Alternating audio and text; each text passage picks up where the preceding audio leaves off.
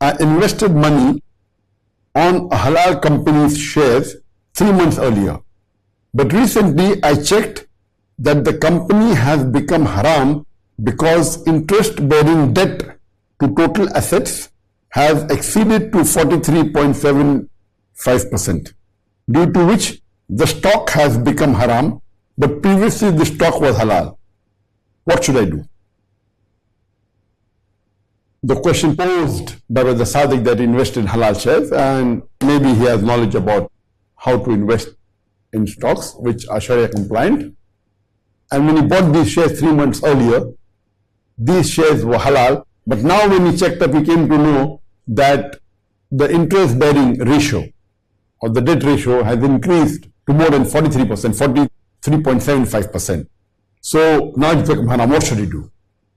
First, if you have heard my answers on how do you come to know whether the stocks you are purchasing of a particular company Sharia compliant or not, and there are 5 categories. The first is that the core activity should be halal, and then you should see to it that they are not involved in any interest-bearing activity as a company which is giving loan on interest, etc. Then the cash and the debt ratio should be less, and any haram activity should be less than 5%. These were discussed in detail.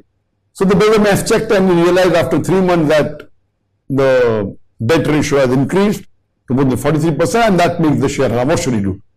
He should immediately sell the share. Sell the share and invest in a halal share. But while investing, see to it that there are 2 types of Sharia compliant. One is that the company itself has a Sharia board, and it is Sharia compliant by nature. By nature means it has a board. So investing in Sharia compliant shares which have a Sharia board is the best.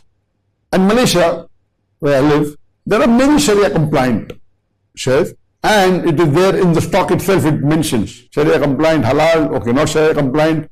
In India, there are very few which have Sharia board, etc. Hardly any. But even if it doesn't have a Sharia board, it can be Sharia compliant by nature, because it may not be a debt company, it may not be taking loans, the core activity may not be haram, it may be dealing with maybe pharmaceuticals. So by nature it can be. So some companies by nature, if they don't have a Sharia board also, it can remain halal. But some companies can keep on changing, like the one you said. Invest in a company and that company has got involved into debt.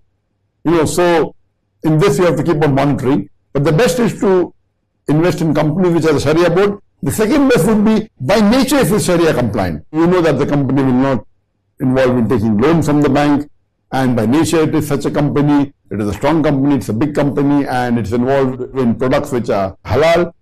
And then the third would be the company which may keep on changing. So it is preferable to avoid investing in companies which can change, because you have to keep on monitoring, and then if it's haram you have to sell it. So why let yourself involve in investing even for a small period, whether it be a month or whether it be a week. So best is to involve in companies which have a Sharia board, as I mentioned. Second best is by nature if it's Sharia compliant. But now the solution for it is see to it you sell it immediately.